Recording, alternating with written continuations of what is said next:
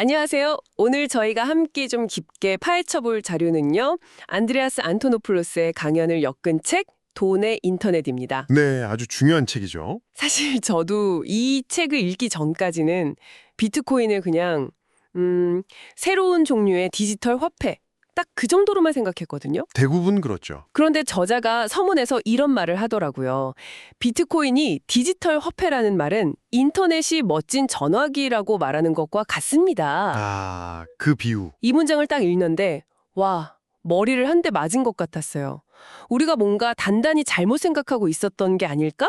하는 생각이 들더라고요. 바로 그 지점입니다. 그 비유 하나가 이 책의 모든 걸 담고 있는 거죠. 사람들이 대부분 비트코인 가격이 오르내리는 거에만 집중하잖아요. 맞아요. 오늘 얼마 올랐나 떨어졌나. 그게 마치 인터넷의 가치를 AOL 주가로만 판단하려는 거랑 똑같다는 거예요. 저자는 우리한테 가격 너머를 보라고, 비트코인을 상품이 아니라 뭐랄까 인터넷의 TCP/IP처럼 세상을 바꾸는 기반 기술, 즉 프로토콜로 봐야 한다고 주장합니다. 프로토콜이요? 네, 우리가 화폐라고 부르는 건 그 프로토콜 위에서 돌아가는 수많은 앱 중에 그냥 첫 번째 앱일 뿐이라는 거죠. 첫 번째 앱일 뿐이다. 와. 그러니까 비트코인을 이메일 같은 거라고 보는 거네요. 정확합니다. 인터넷 처음 나왔을 때 사람들이 편지 안 써도 되네 하고 이메일에만 막 열광했지만 사실 그건 인터넷이라는 그 거대한 가능성이 아주 작은 시작이었던 것처럼요. 바로 그거죠. 좋습니다. 그럼 오늘 저희의 목표가 명확해졌네요. 인터넷을 위한 돈이 아니라 왜 돈의 인터넷인지 그 거대한 개념의 지도를 한번 함께 그려보는 겁니다. 네, 그 개념을 제대로 이해하려면 기존 금융 시스템하고 뭐가 근본적으로 다른지부터 짚어야 합니다. 사실 우리 모두 이미 디지털 화폐를 쓰고 있잖아요. 은행 앱으로 송금하고 신용카드로 결제하고. 맞아요. 저도 그게 늘 헷갈렸어요. 은행 앱에 찍힌 잔고랑 비트코인이랑. 기술적으로 뭐가 그렇게 결정적인 차이가 있는 거죠?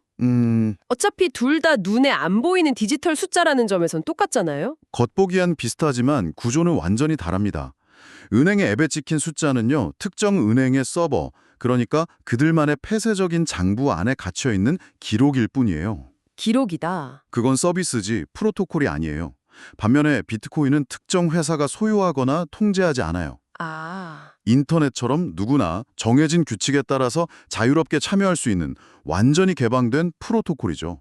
아무도 인터넷을 소유하지 않는 것과 똑같습니다. 아하.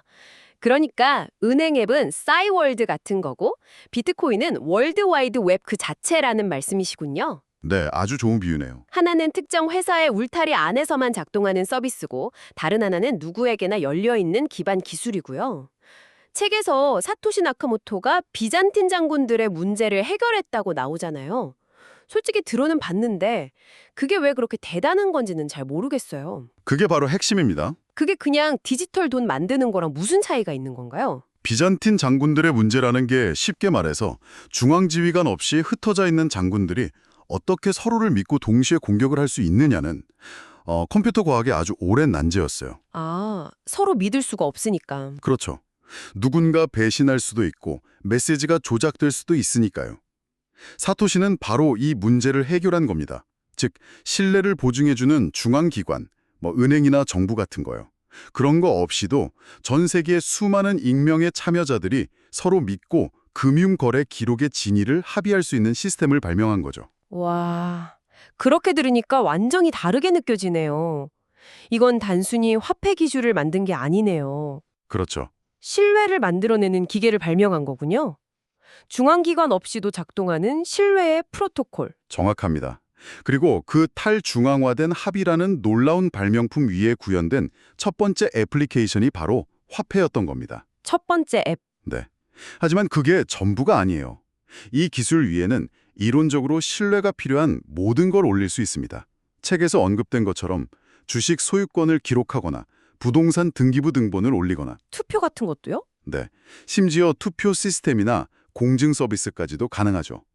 화폐는 정말 빙산의 일각에 불과한 셈입니다. 그 말을 들으니까 지금까지 제가 비트코인을 완전히 잘못 보고 있었다는 생각이 드네요. 호호. 저는 계속 더 나은 화폐, 더 빠른 송금 이런 틀에서만 생각했는데 사실은 그게 중요한 게 아니었던 거군요. 그럼 그 기반이 되는 프로토콜, 돈의 인터넷의 핵심적인 특징은 대체 뭔가요? 저자는 인터넷을 성공으로 이끈 가장 중요한 원칙이 중립성이었다고 강조합니다. 뉴트럴리티요. 중립성. 인터넷 프로토콜은 데이터 패킷에 남긴 내용이 뭔지, 누가 보냈고, 누가 받는지 전혀 신경 안 쓰잖아요. 그렇죠. 그냥 전달만 할 뿐이죠. 거대 언론사의 뉴스 기사든 이집트의 한 블로거가 올린 글이든 똑같이 취급해서 전달할 뿐이죠. 맞아요. 그 중립성 덕분에 누구나 동등한 조건에서 목소리를 낼 수 있었고, 구글이나 페이스북 같은 새로운 서비스들이 탄생할 수 있었던 거고요. 비트코인은 바로 그 중립성 원칙을 돈의 세계에 그대로 가져왔습니다. 비트코인 네트워크는 거래를 보내는 사람이 미국의 대형 은행인지, 아프리카의 농부인지, 금액이 1,000억 원인지, 10원인지 전혀 차별하지 않아요. 아, 그저 유효한 거래 형식인지만 검증하고 처리할 뿐입니다. 그래서 저자가 책에서 당신도 시티은행과 같은 레벨에서 활동할 수 있습니다 라고 말한 거예요. 와, 그 말은 되게 강력하네요. 위계적인 기존 금융 시스템과 달리 비트코인은 모든 참여자가 동등한 평평한 네트워크인 거죠. 잠깐만요. 여기서 저자가 말하는 멍청한 네트워크, 덤 네트워크라는 표현은 정말 흥미롭네요. 그 부분. 보통 똑똑한 게 좋은 거잖아요. 왜 저자는 네트워크가 오히려 멍청해야 혁신이 일어난다고 주장하는 거죠? 이건 좀 반직관적인데요? 아주 중요한 포인트입니다. 과거의 전화망을 한번 생각해 보세요. 모든 통제권과 지능은 중앙 교환기에 집중된 똑똑한 네트워크였어요. 그랬죠. 그리고 우리 손에 들린 전화기는 소리만 전달하는 멍청한 단말기였고요.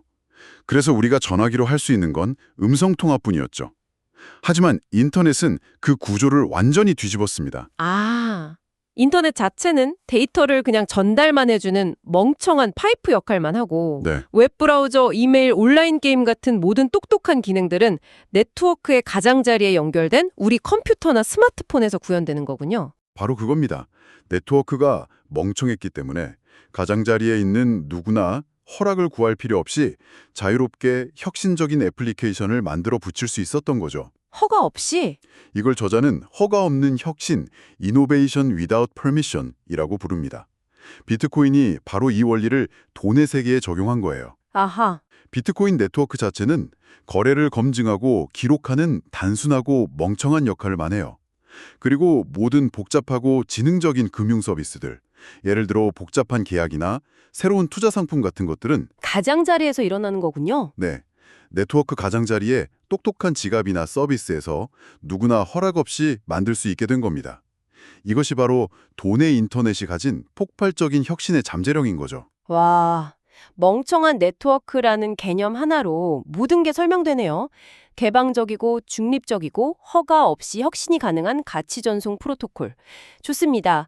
그럼 이런 특징들이 구체적으로 우리 삶에 어떤 새로운 가능성을 열어줄 수 있을까요? 왜 이게 그렇게 중요한 걸까요?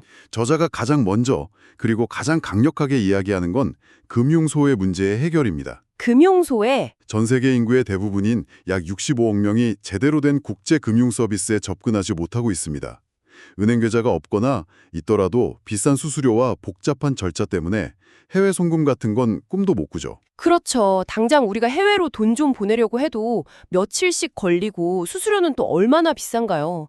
그런데 금융 인프라 자체가 없는 나라 사람들은 정말 막막하겠네요. 하지만 그들 중 상당수는 이미 스마트폰을 통해 인터넷에 연결되어 있습니다. 비트코인은 이들에게 앱 하나만으로 국경이나 중간 기관의 허락 없이 전 세계 경제에 즉시 참여할 수 있는 길을 열어줍니다.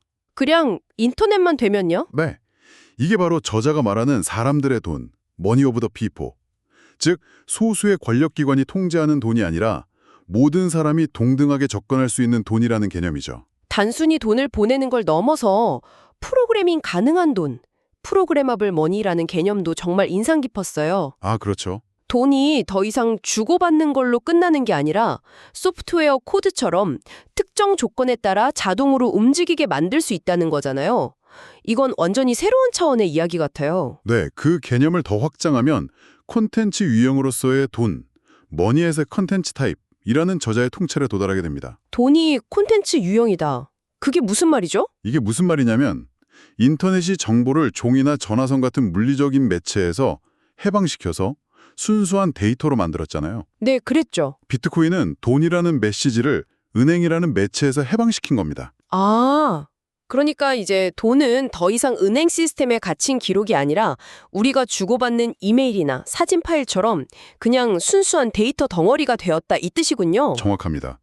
이제 비트코인 거래는 이메일, 문자 메시지, 심지어 라디오 전파를 통해서도 보낼 수 있는 정보가 된 거죠. 와, 이렇게 돈이 매체로부터 자유로운 컨텐츠가 되니까 과거에는 비용 문제로 불가능했던 일들이 가능해집니다.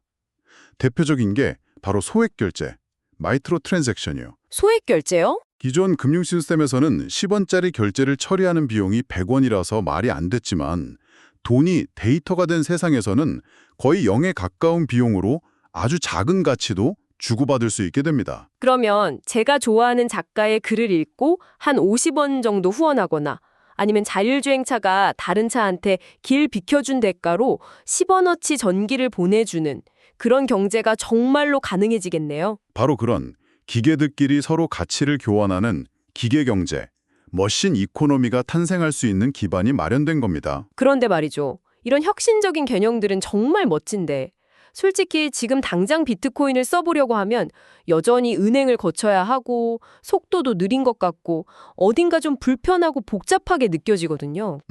아직 미완성된 기술처럼요. 아주 현실적인 지적입니다. 그리고 저자는 바로 그 현상을 인프라의 역전이라는 정말 기가 막힌 비유로 설명합니다. 인프라의 역전. 혹시 초창기 자동차가 처음 나왔을 때를 상상해 보셨나요? 아, 그 비유 기억나요. 자동차라는 엄청난 발명품이 나왔지만 세상의 모든 길은 마차를 위한 진흙길 뿐이라 제대로 달릴 수 없었다는 그 이야기죠. 맞습니다. 덜컹거리고 진흙탕에 빠지고 네. 당시 사람들은 그걸 보고 비웃었을 거예요.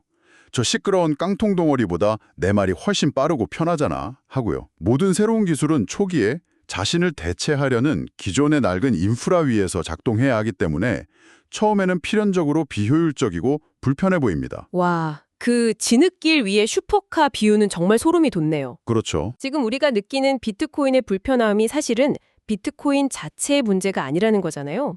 19세기 70년대 기술에 머물러 있는 낡은 은행 시스템이라는 진흙길 위를 억지로 달리고 있기 때문이다. 관점이 완전히 뒤집히는데요? 그렇죠. 하지만 결국 어떻게 됐나요? 자동차의 유용성이 입증되니까 사람들이 자동차를 위한 아스팔트 고속도로를 깔기 시작했습니다. 그랬죠. 그리고 어느 중간 역전이 일어났죠. 아스팔트 도로가 기본 인프라가 되고 마차는 이제 관광지에서나 볼 수 있는 특별한 앱이 되어버렸습니다. 저자는 금융계에서도 향후 15년에서 20년 안에 이 인프라의 역전이 일어날 거라고 예측합니다. 그럼 그때가 되면 지금의 은행 시스템이 비트코인이라는 새로운 금융 고속도로 위에서 돌아가는 하나의 앱이 된다는 거군요. 맞습니다. 예를 들어 3일 걸리는 해외 송금 앱 같은 식으로요? 맞습니다. 마치 우리가 깨끗한 음질의 인터넷 전화로 통화하면서 옛날 느낌 내려고 일부러 지지직거리는 잡음을 넣어주는 것처럼요. 미래의 인프라 위에서 과거의 불편함을 흉내내는 건 아주 쉬운 일이 되죠. 정말 통찰력 있는 분석입니다. 이 모든 논의를 종합해보면 저자의 마지막 결론이 자연스럽게 떠오르네요. 네, 화폐는 첫 번째 앱일 뿐입니다. 제가 비트코인을 돈의 인터넷이라고 말할 때 강조점은 돈이 아니라 인터넷에 있습니다. 네. 비트코인은 기존 금융 시스템을 조금 더 빠르고 싸게 만드는 개선판이 아닙니다.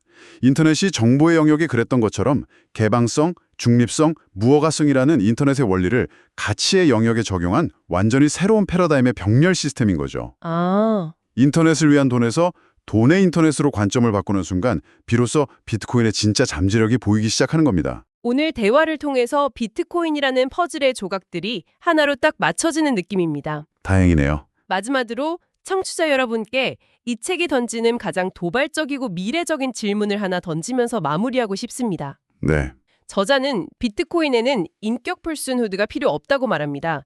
이게 무슨 뜻이냐면 사람이 아닌 소프트웨어 에이전트가 스스로 돈을 소유하고 사용할 수 있다는 의미거든요. 그렇죠. 자, 한번 상상해 보시죠.